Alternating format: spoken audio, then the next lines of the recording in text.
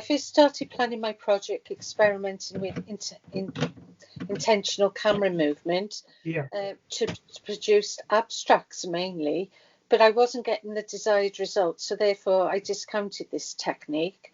The change came about when I was researching landscape photographers in Cardiff Met Library, and I found a book on paganism and thought, as I like learning about history and culture, I was inspired to take on the subject matter as I felt it would give me my project more depth. And I found that diversifying my project to pagan Welsh landscapes using the new learnt skills of mixed medias merged into a cyanotype was quite enlightening. Because of experimentation, it meant that the possibilities were endless. I love the way the images emerge in the darkroom, giving a really crisp blueprint of two chemicals, which was discovered by John Herschel in 1842. Which sounds very interesting. So what was it like doing it then?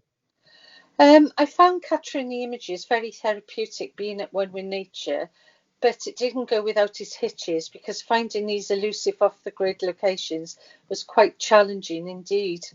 Although the project had several procedures to complete to produce one image, so therefore you have to be thinking in a methodical approach.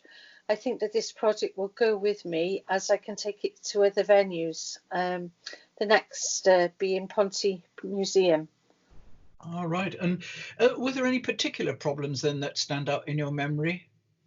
Yes, I encountered a few problems whilst using this process. Firstly, sourcing materials of A3 acetates on the net, because the original A4 negatives were sliding around somewhat on the exposure machine, which wasn't ideal.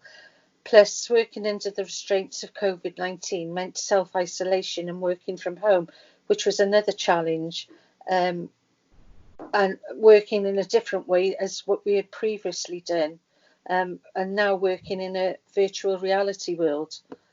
Yeah, and that's quite challenging, I guess, for everyone. So what have you learned from this project then?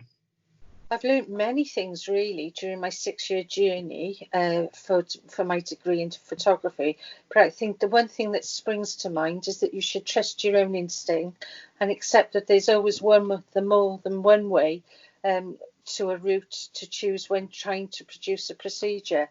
Also, networking and making as many liaisons as you could possibly achieve through social media and personal website is tantamount to success, and getting feedback from people who like your work is very important for future growth. Well, Maxine, thank you very much for sharing your project with us. Thank you.